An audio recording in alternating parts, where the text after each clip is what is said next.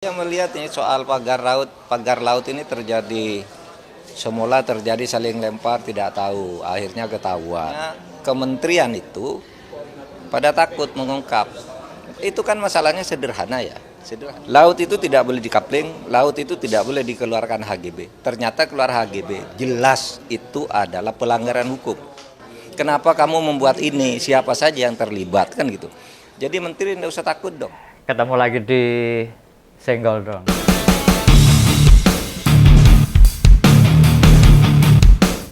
Ada topik yang memang masih menarik nih untuk kita bahas.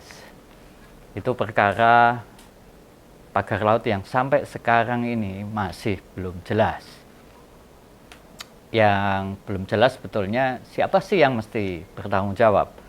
Dan salah satu pejabat kita, yaitu Pak Hadi Cahyanto, bekas Menteri ATR, Kepala BPN, yang terbaru sudah menyatakan bahwa dia nggak tahu tuh siapa yang menerbitkan sertifikat pagar laut di Tangerang. Tentu pernyataan ini menambah fakta, menunjukkan bukti bahwa kita melacak dokumen-dokumen yang dikeluarkan negara itu tidak mudah. Sebelumnya, Menteri ATR sesudah Pak Hadi Cahyanto, yaitu Mas Ahaye, itu juga sudah menyatakan kalau sertifikat pagar laut di Tangerang itu diterbitkan zaman Pak Jokowi. Tapi dia tidak menunjuk juga siapa. Dan Menteri ATR yang sekarang, itu Bung Nusron Wahid juga sudah menyatakan bahwa sertifikat HGB maupun HM yang muncul di wilayah-wilayah Kabupaten Tangerang itu memang tidak terbit di zaman dia memimpin kementerian itu.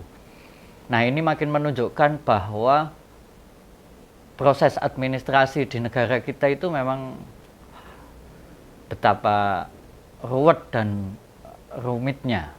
Artinya sebuah dokumen legal, dokumen yang sah, dokumen yang layaknya bisa ditelusuri, bisa dilihat siapa sih yang punya kewenangan atau siapa yang bisa menerbitkan, siapa yang bertanggung jawab atas itu saja sekarang para menterinya atau yang dulu memimpin kementerian yang terkait itu semua lepas tangan.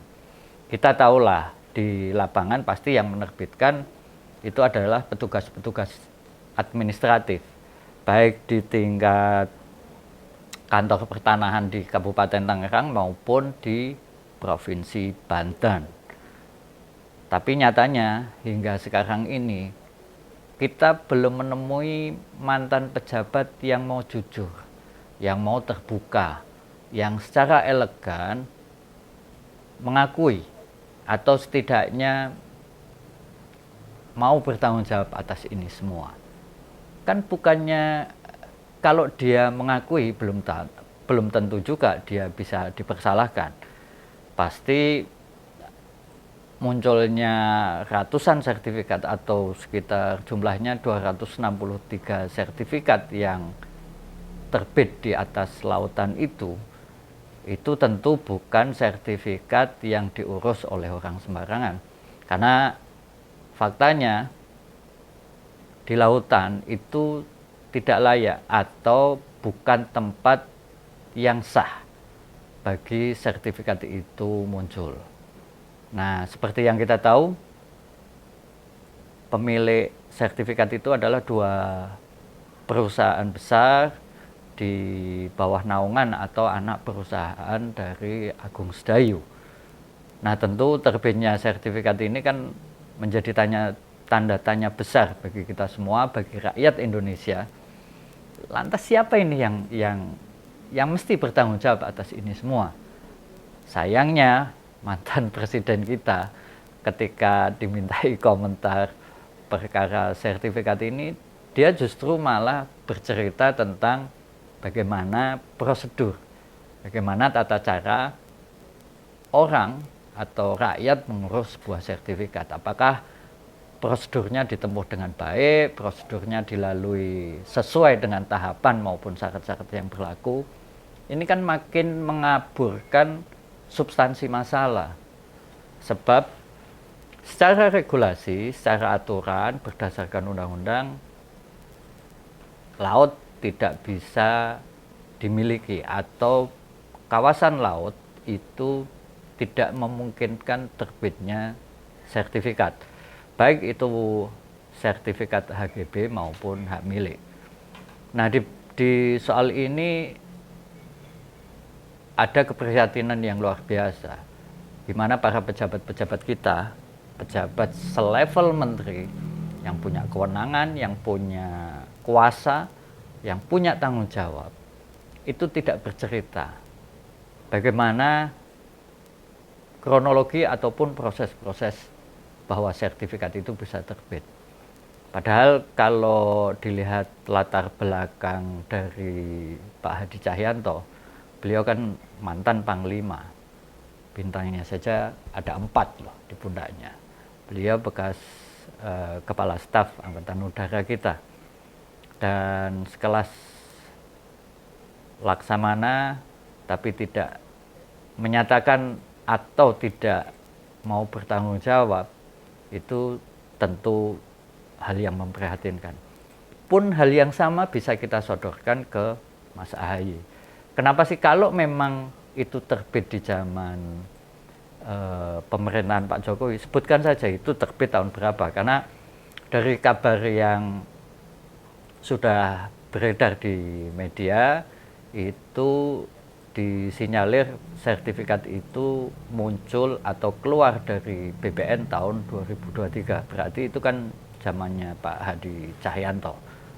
Namun demikian ternyata berdasar pengakuan terbaru, Pak Hadi Cahyanto menegaskan dia tidak tahu menau perkara terbitnya sertifikat.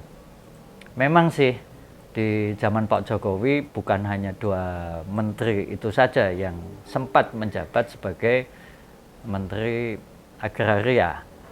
Masih ada juga Pak Sofyan Djalil, dan hingga saat ini beliau belum berkomentar apapun.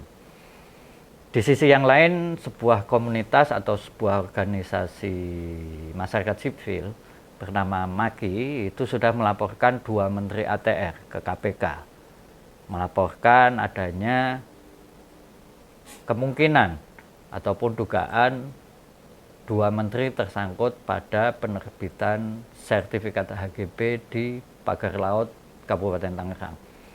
Namun hingga sekarang kita belum mendengar apapun pernyataan dari Komisi Pemberantasan Korupsi menindaklanjuti apa yang disampaikan oleh Pak Boyamin selaku koordinatornya MAKI. Ini membuat kita semua jadi prihatin ketika persoalan yang menyangkut kepentingan publik, persoalan yang merugikan rakyat, utamanya dalam hal ini adalah nelayan, itu tidak segera mendapat respon yang positif, tidak mendapat sambutan yang luar biasa. Termasuk dalam hal ini pihak Kepolisian Republik Indonesia juga tidak banyak bergerak untuk mengusut apa atau dari titik mana sertifikat itu bisa muncul. Kita tentu tidak perlu mendengarkan ataupun mengabaikan apa yang disampaikan oleh Pak Arsin. Dia itu adalah Kepala Desa Kohot di Kecamatan Paku Haji, Kabupaten Tangerang, yang menyebutkan bahwa di wilayah terbitnya sertifikat pagar laut itu dulunya katanya daratan. Lalu kemudian di daratan itu kemudian dipagari, kemudian dialiri air dari laut, kemudian dibentuk empang. Makanya kemudian bisa muncul yang namanya sertifikat. Tapi kan ini sebuah hal yang agak tidak realistis atau sesuatu yang sulit kita terima secara nalar. Kenapa? Karena wilayah yang sudah dipagari sepanjang 30 km itu sebetulnya area yang menjorok dari daratan ke arah pagar itu panjangnya 1,5 km. Apakah mungkin nelayan-nelayan di wilayah-wilayah yang masuk pagar laut, masuk di 6 kecamatan, itu mengklaim sejauh itu 1,5 km kali 30 km? Itu kemungkinan yang tidak sembarangan, karena tentu ketika memagari seluas itu, kepala desa di mana wilayah-wilayah itu dipagari itu akan mempersoalkan atau akan mempermasalahkan kenapa nelayan-nelayan kemudian mengklaim wilayahnya bisa seluas itu. Lalu yang kedua, hal-hal yang begini ketika muncul di awal itu pasti oleh kepala desa akan dilaporkan kepada pemangku kepentingan. Tentu dalam hal ini adalah kantor pertanahan setempat. Di samping itu, wilayah-wilayah yang dipatoki ini pasti kan sudah ada pemiliknya. Pemiliknya pasti akan mempermasalahkan tentang hal ini. Jadi yang jelas persoalan pagar laut tentang penguasaan lautan di sisi lautan kita di Kabupaten Tangerang itu hingga saat ini belum clear. Meski demikian, pencabutan pagar masih terus berlangsung dan DPR mestinya tidak cuci tangan, tidak mengabaikan atau melepaskan perkara ini begitu saja.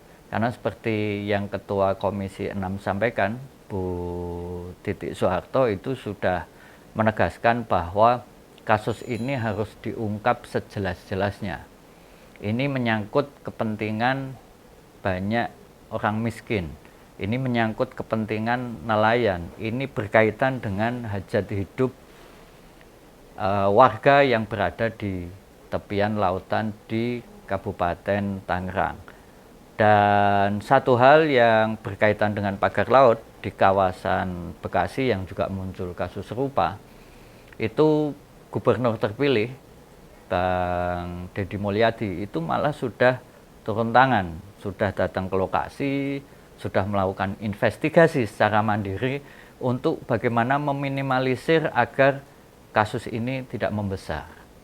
Artinya apa? Di sini kita bisa melihat dua calon kepala daerah yang mana bisa kita nilai mana yang bergerak duluan dan mana yang hanya diam saja. Kita belum melihat nih Gubernur terpilih di Banten, Pak Andra Soni, yang juga kadernya Presiden kita Prabowo, itu sama sekali tidak turun tangan dalam hal ini.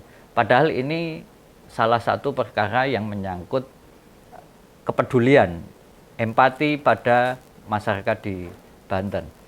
Ayo gimana ini Pak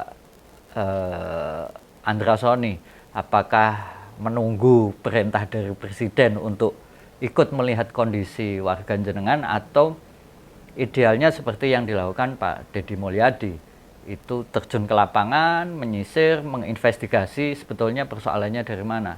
Dan yang paling penting di perkara pagar laut ini, kita semua sebetulnya sudah banyak pihak yang bersuara. Siapa sih sebetulnya yang mengupayakan atau mengusahakan sertifikat ini terbit? Karena bagaimanapun kata Profesor Mahfud bahwa ini menyangkut perkara-perkara yang mestinya bisa dilakukan penegakan hukum di sana. Ini isu yang berkaitan dengan hajat hidup orang banyak dan muncul di awal-awal pemerintahan Prabowo Gibran. Idealnya ini menjadi konsentrasi atau semacam test case, ujian pertama bagaimana pemerintahan Prabowo Gibran bisa menegakkan aturan, bisa melakukan penegakan hukum secara tegas dan responsif. Kalau hal-hal yang menyangkut hajat hidup orang banyak, kemudian juga intervensi pengusaha-pengusaha atau konglomerat besar ini dibiarkan, kita nggak tahu di masa mendatang, di waktu-waktu yang akan datang, akankah masalah-masalah yang jadi perhatian banyak orang, terutama menyangkut hajat hidup orang miskin, itu bisa mendapatkan pembelaan yang setimpal. Entahlah mau sampai kapan perkara ini dibiarkan begitu saja, dan sesungguhnya kita semua berharap agar perkara pagar laut di Kabupaten Tangerang bisa diselesaikan dan pihak-pihak yang tersangkut dengan persoalan ini bisa dibawa ke pengadilan. Tentu ini tidak perkara kesalahan anak buah, kesalahan BPN atau petugas pertanahan di level paling bawah, tetapi harus ditelusuri juga jejak-jejak bagaimana perintah untuk mengamankan penerbitan pagar laut. Kita akan tunggu bagaimana perkembangan kasusnya, dan kita semua berharap agar kasus ini bisa diselidiki setuntas-tuntasnya. Sampai ketemu di Senggol Dong berikutnya.